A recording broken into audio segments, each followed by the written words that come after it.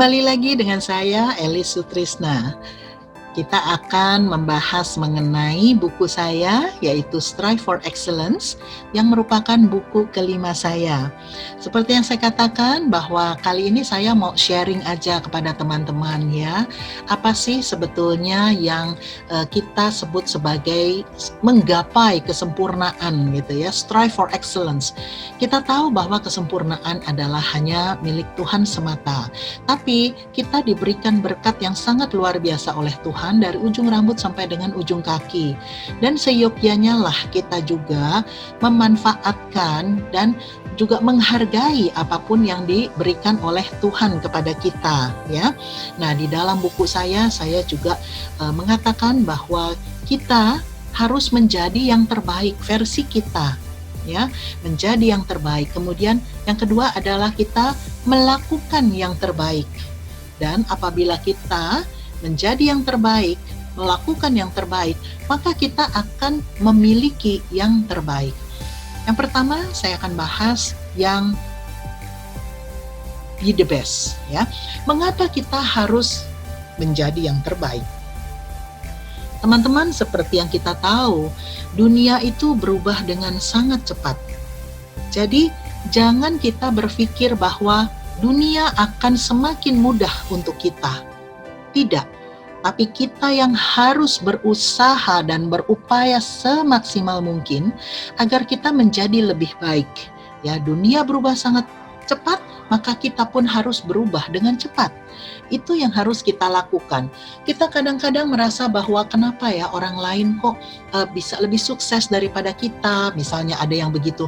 Ataupun mungkin kita merasa kok kita lebih sukses daripada orang lain gitu ya. Either way, teman-teman tahu kan bahwa di dalam satu hari itu hanya ada 24 jam. Kita memiliki 24 jam. Orang yang lebih sukses dari kita juga memiliki 24 jam.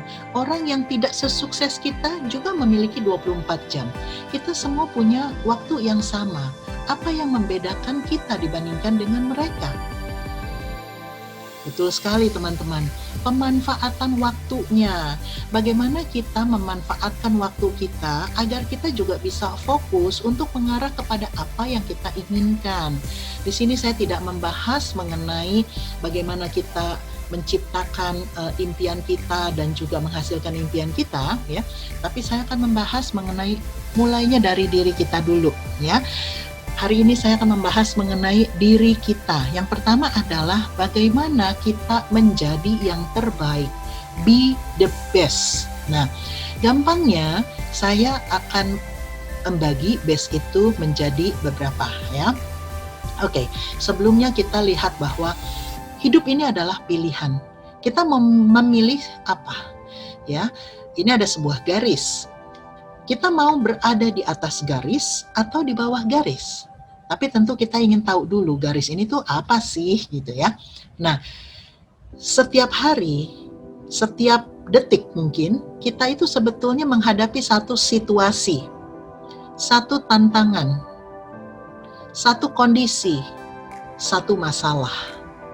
Bagaimana kita menyikapinya, itu yang akan membuat perbedaan untuk kita saat ini maupun untuk kita di masa mendatang. Ketika kita memilih untuk berada di bawah garis, maka kita akan menjadi magnet kegagalan. Apa sih ciri-cirinya orang yang berada di bawah garis? Kita sebutnya bad, ya. Bad itu jelek lah ya, nggak bagus, namanya juga jelek, ya udah pastilah menjadi magnet kegagalan. Kalau kita lihat sikap berdirinya seorang yang bad aja kayaknya udah nggak ada masa depan, kayaknya masa depan gue kayaknya suram, aduh kayaknya gue paling menderita di dunia gitu ya. Jadi bad itu adalah singkatan. Jadi B-nya apa? B-nya itu adalah blame. Kenapa? Karena dia selalu menyalahkan orang lain. Aduh, kayaknya orang tua gue begini, tetangga gue begitu, orang tua gue juga nyalahin gue juga gitu. Atasan gue di kantor juga kayaknya pilih kasih, kerjaan gue lebih banyak, gaji gue kok nggak dinaik-naikin, kok bisnis gue susah, pelanggan gue tuh ya cerewet banget gitu. Kayaknya semua orang di sekeliling dia itu salah. Dia menyalahkan semua orang di sekelilingnya. Belum lagi dia bilang, aduh pemerintah nih begitu, aduh cuaca kok ya hujan melulu, atau bahkan aduh cuaca nih kok panas melulu. Ya, apapun disalahkan. Semua di sekelilingnya itu disalahkan. Sahabat Kompas Nusantara sekalian, tahu nggak sih sebetulnya 80% masalah itu sebetulnya bukan di luar kita. 80% masalah itu adanya di dalam diri kita. Kesuksesan dan kegagalan itu datangnya dari dalam diri kita. Hanya 20% aja yang di luar. 80% ada di dalam diri kita. Dunia kita adalah cerminan dari dalam diri kita. Ketika kita happy, maka kita akan melihat seluruh hal di luar kita itu menyenangkan. Kalau hidup kita kayaknya kita menyalahkan diri kita kayaknya sebel banget sama diri kita karena we are not happy with our life, ketika kita tidak senang atau tidak bahagia dengan kehidupan kita, maka kita akan semakin melihat dunia luar kita itu sangat tidak menyenangkan. Orang yang nggak ngapa-ngapain sama kita aja kita bisa sebel gitu loh, ya. Akhirnya apa? Makanya kita nyalain orang. Nah, coba di sini kita nanti belajar bagaimana kita mengubah itu, kita merubah itu. Pola pikir kita, ya, apa yang kita pikirkan, apa yang kita katakan. Jadi pemilihan kata-kata itu juga penting, ya. Dan apa yang kita rasakan, itu semuanya harus dirubah, ya. Kemudian selain dia blame atau menyalahkan orang lain, nah, orang-orang yang di bawah garis, orang-orang yang bad, orang-orang yang menjadi magnet kegagalan itu selalu membuat alasan. Alasan tuh apa? Macam-macam. Bisa dia bilang, aku kan dari kampung, aku kan perempuan, aku kan masih muda. Apapun. Ya, selalu mencari-cari alasan. Ketika melakukan pekerjaan, diminta melakukan pekerjaan. Aku kan belum di training, aku kan belum diajarin, aku kan nggak tahu. Nah, kalau nggak tahu, ya tanya. Nggak bisa, belajar. Banyak cara agar kita menjadi bisa. Tentu saja kita tidak dilahirkan dengan mendadak jadi pinter segala hal. Enggak. Kita lahir, kita memiliki pilihan, ada orang yang rajin, ada orang yang malas. Orang yang rajin tentu dia akan lebih cepat majunya, orang yang malas tentu akan tertinggal. Mau itu di sekolah, mau itu di kampus, mau itu di perusahaan ketika kita sebagai karyawan. Apakah ketika kita memiliki bisnis sebagai pengusaha, semuanya sama, ya. Nanti kita akan masuk ke dalam do the best. Apa yang harus kita lakukan agar kita menjadi yang terbaik dan kita bisa melakukan yang terbaik. Jangan bikin alasan ya, teman-teman semua. Kita punya resources, kita punya sumber daya yang bisa kita gunakan agar kita bisa menjadi yang terbaik. Jangan bikin alasan. Ingat, kalau nggak tahu nanya, kalau nggak bisa belajar. Nah, ini Kompas Nusantara sangat bagus sekali di mana membuat pelatihan-pelatihan, training, sharing, ya, yang membuat kita bisa memiliki inspirasi, bisa memiliki motivasi, bisa memiliki pengetahuan gitu ya. Dan kalau misalnya kita sudah mempelajari sesuatu, bukan hanya kita belajar, lalu kita tahu. No, yang penting ya teman-teman, bukan apa yang kita ketahui, tapi apa yang kita lakukan dengan apa yang kita ketahui. Menarik ya. Kita belajar boleh. Belajar banyak boleh? Boleh banget. Pertanyaannya adalah apakah akan kita praktekkan? Segala sesuatu kita pelajari, nanti kita praktekkan. Oke? Dan yang penting lagi juga teman-teman, ingat ya, yang namanya belajar itu belajar di tempat yang tepat. mempelajari hal yang benar. Karena bisa saja kita belajar hal yang salah, ya. Kita belajarlah hal yang benar, kita praktekkan, mestinya sih kita akan mendapatkan hasil yang sesuai gitu ya, kalau misalnya kita mempraktekkannya. Ingat ya teman-teman, yang penting bukan apa yang Anda ketahui, tapi apa yang Anda lakukan dengan apa yang Anda ketahui, ya. Dan satu lagi, nah ini yang paling sering dilakukan, delay, menunda, tarsok, bentar-bentar, besok-besok gitu. Dan kita tidak pernah boleh mengatakan bahwa ya kita kan orang Indonesia biasa begitu, kebiasaan kita begitu. No. Jangan pernah mengatakan itu. Ataupun misalnya kebiasaan kita untuk terlambat, terus bilang, orang Indonesia kan udah biasa terlambat. Teman-teman, tolong ya jangan mencap orang Indonesia seperti itu, kita tidak semuanya seperti itu loh. Ya, dan saya sudah buktikan ketika saya dulu kuliah di Australia, saya juga mendapatkan nilai-nilai yang baik, lebih baik daripada orang-orang dari negara lain, baik itu mau yang dari Asia maupun yang orang-orang bule gitu ya. Kita Indonesia itu jauh lebih baik. Ketika saya belajar di Amerika juga sama, di kelas itu saya juga paling pinter lah boleh dibilang ya, dibandingkan dengan yang lain, sampai si bule-bule itu bisa bingung gitu loh. Padahal itu adalah bahasa mereka, bahasa Inggris. Saya kadang-kadang ada beberapa kata-kata bahasa Inggris yang saya kurang mengerti gitu. Tapi biasa saya tulis, kemudian nanti saya cari tahu gitu. Jadi ya teman-teman, saya paling anti tuh mendengar kalau ada orang bilang, oh kita kan orang Indonesia biasa telat gitu. Oke, mulai sekarang kita hapus ya, jangan mencap seperti itu. Ataupun juga, kita orang Indonesia biasa suka menunda kok, jangan ya. Oke, boleh orang lain seperti itu, tapi kita tidak. Ya, jangan delay. Apapun yang bisa Anda lakukan hari ini, lakukan hari ini. Apa yang bisa Anda lakukan besok, lakukanlah besok. Ya, lebih cepat lebih baik gitu ya, gitu. Kemudian, nah, orang di bawah garis ini selalu menyebut dirinya adalah korban. Ya, karena dia selalu menyalahkan orang, selalu bikin alasan, selalu menunda-nunda ya. Jadi dia menamakan dirinya tuh korban. Tentunya kita tidak mau ya menjadi orang yang di bawah garis. Kita tidak mau menjadi korban ya. Nah, kita maunya jadi orang yang di atas garis. Kenapa? Karena orang yang di atas garis adalah magnet kesuksesan ya. Magnet kesuksesan itu adalah orang yang best, orang yang terbaik. Kita lihat aja, cara berdirinya aja juga beda, semangatnya beda, wajahnya pun beda, penuh senyum, ya. Mulainya, ingat teman-teman, semua dari dalam diri kita. Kita mulai dari dalam diri kita. Kalau hati kita gembira, wajah kita ceria, postur tubuh kita juga akan mengikuti itu. Kita akan duduknya juga tegak, berdiri juga tegap, ya, berjalan juga mantap, gitu kan. Pikiran kita positif, perkataan kita positif, gitu ya. Perasaan kita juga positif. Oke.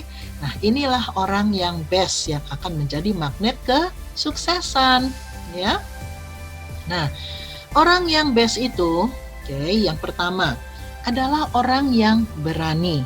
Berani itu dalam hal apa? Misalkan ketika kita mau memulai sebuah bisnis, tidak ada satu orang pun di dunia yang bisa mengatakan bahwa seseorang ketika memulai sebuah bisnis, dia pasti sukses. Gak ada yang mau menjamin itu. Kenapa? Bahkan sebuah sistem yang sudah baik pun ketika dibuat dengan baik sistemnya, tapi ketika orang yang melakukannya, ya istilahnya dia tidak lakukan. Ya mau sistem sebagus apapun gak akan jalan orang dia tidak lakukan, ya. Jadi kita harus berani untuk mencoba, kita harus berani untuk nyemplung gitu ya istilahnya. Dalam hal ini saya melihat bahwa di Indonesia, apalagi di masa pandemi sekarang ini, cukup banyak orang-orang yang berani untuk mencoba sesuatu hal yang baru. Kenapa mereka langsung berani mencoba hal yang baru? Karena mereka katakan, udah kepepet, udah nggak punya uang, pekerjaan hilang, ya kan? Kemudian mereka butuh makan, akhirnya ya nggak bisa masak, jadi pada bisa masak. Yang nggak bisa jualan jadi pada bisa jualan, yang nggak bisa bikin flyer jadi bisa bikin flyer, yang nggak bisa foto jadi bisa bikin foto. Why? Karena kepepet. Nah, kalau bisa kita sebelum kepepet kita selalu membuat diri kita berada di situasi di mana kita kita harus berani mencoba. Apa sih hal terburuk kalau misalnya kita mencoba sesuatu? Paling gagal. Ya, itu adalah hal terburuk. Apa hal terbaiknya? Sukses. Nah, 50-50 kan? Tapi kegagalannya bisa kita kurangi. Kalau kita belajar dulu, kita cari tahu dulu, kita kurangi resikonya, maka kita akan bisa mengurangi resiko kegagalannya dan meningkatkan tingkat kesuksesannya gitu ya. Dan yang kedua adalah excellent. Good is not enough, teman-teman. We have to strive for excellence. Kita harus selalu berupaya untuk melakukan yang terbaik. Jadi kita jangan cepat puas, jangan kita mengatakan, oh ya udah kok, udah oke kok, aku udah cukup baik gitu kan. Betul, kita cukup baik. Tapi tahu nggak teman-teman, ketika kita mulai satisfied, ketika kita mulai puas dengan hasil yang kita capai, kompetitor kita, pesaing kita, mereka kan tidak berhenti. Mereka akan terus belajar, mereka akan terus melakukan yang lebih baik dari hari ke hari. Mereka melakukan continuous and never-ending improvement. Mereka melakukan perbaikan terus-menerus. Akibatnya apa? Kalau kita merasa good is enough, baik aja udah cukup, maka satu hari Anda akan dilewatin, Anda akan dilibas. Orang akan mengalahkan Anda. So, makanya kita yang harus melakukan continuous and never-ending improvement. Kita yang harus melakukan perbaikan yang terus-menerus dan tidak pernah berakhir. Ya, teman-teman ya. Setuju ya? Good is not enough ya, teman-teman. Baik saja tidak cukup ya. We have to strive for excellence. Kita harus berupaya meraih ataupun mencapai yang terbaik. Terus Bu, gimana dong kalau misalnya ternyata kita mencoba terus kita gagal? Well, teman-teman, you have to be strong. Anda harus menjadi orang yang kuat. Ya, Bu Elis enak aja ngomongnya. Bu Elis nggak pernah gagal dalam hidup. Jangan salah. Loh, saya mulainya juga awal-awalnya, wah berat sekali ya. Bahkan di dalam karir saya pun, karir saya relatively cukup baik ya kalau dilihat orang, wah karirnya cepet gitu. Tapi teman-teman tahu, kalau karir kita cepat, banyak sekali orang yang sirik ya, banyak sekali orang yang iri ya dengan kesuksesan kita kan, ya. Nah, oh banyak sekali intrik-intrik, banyak sekali politik yang terjadi gitu kan, banyak. Dalam bisnis seperti itu, ya kita bisa saja, kita yakin, pede, bakalan berhasil, jualan laku, hari ini pergi bazar bakalan habis, wah perginya nyanyi-nyanyi gitu kan, gitu ya, begitu pulangnya nyanyi juga sih, tapi lagu sedih gitu ya. Kenapa? Karena ternyata misalnya lagi bazar tiba-tiba hujan, nggak ada yang datang, nggak ada yang belanja gitu ya. Oke. You have to be strong, dilihat itu. Lakukan lagi apa? Misalnya, langsung diteleponin teman-temannya, ini loh aku tadi bazar hujan nih, makanannya masih banyak sisa, kamu beli ya, gitu misalnya bisa aja ya, jangan ngemis juga sih, ya kita memberi informasi, menginformasikan ke teman-teman misalkan. Ataupun misalnya, kalau itu adalah barang yang tidak rusak, langsunglah Anda jualnya secara online. Sekarang semua juga orang masuknya ke online ya. Bahkan shopping mall pun masuk juga ke shopping mall yang lain gitu, contoh ya. Misalkan kalau saya boleh menyebut nama gitu ya, misalnya Miniso aja ada di Shopee kan gitu ya, misalkan contoh ya. Jadi artinya apa? You have to be strong gitu. Kalau misalnya jatuh ya bangun, jatuh sekali bangun lagi, jatuh 2 kali bangun lagi. Saya ceritakan anak saya kan main ice skating ya. Kalau teman-teman tahu ice skating itu ada di Taman Anggrek. Dua-duanya anak saya itu main ice skating. Satu hari ada orang yang bilang ke saya gitu, wah anaknya hebat ya katanya gitu kan. Pernah jatuh nggak? Dia nanya ke saya. Terus saya sampai bengong. Ya udah pasti Bu, saya bilang pernah jatuh, mas saya enggak, dan jatuhnya tuh sering sekali Bu. Oh ya sering ya, sakit nggak jatuh? Lah, saya sampai bingung, yang namanya jatuh ya pasti sakit lah Bu, ya kan? Tapi apa? Jatuh ya bangun lagi, jatuh bangun lagi, dicoba lagi, dan dicoba lagi. Akhirnya dia bisa juara ya. Kebetulan anak saya dua-duanya juara ice skating. Yang cowok malahan ya, dia juga adalah figure skater pertama yang pergi mengikuti SEA Games ya di Malaysia tahun 2017, dan juga dia adalah skater pertama juga yang mengikuti Asian Winter Games di Sapporo, Jepang pada waktu itu. So kelihatan itu ya teman-teman ya, kalau seseorang yang memang orangnya strong gitu ya, terus punya drive yang tinggi gitu, mau sukses terus, kalau jatuh bangun, mau bisnis apapun itu pasti maju ya gitu. Nah, yang terakhir yang saya selalu ingatkan, be thankful, selalu bersyukur, selalu mensyukuri apapun berkat Tuhan kepada kita. Berkatnya besar kita syukuri, berkatnya kecil juga ya kita syukuri. Teman-teman, ketika kita mendapatkan berkat yang belum besar, ketika kita mensyukuri, kita berterima kasih kepada Tuhan, Tuhan akan senang karena kita mensyukuri itu. Dia akan memberikan kita lebih banyak. Lebih banyak kita mensyukuri lagi, dia akan kasih lebih banyak lagi. Dalam suka dan duka kita selalu ingat kepada Tuhan gitu ya, kita thankful kepada Tuhan. Maka berkatnya pasti akan jauh lebih banyak lagi. Amin ya teman-teman ya semua ya. Dan kalau Anda lakukan itu semua, Anda akan menjadi juara ya. So, ini adalah be the best ya teman-teman ya. Menjadi yang terbaik.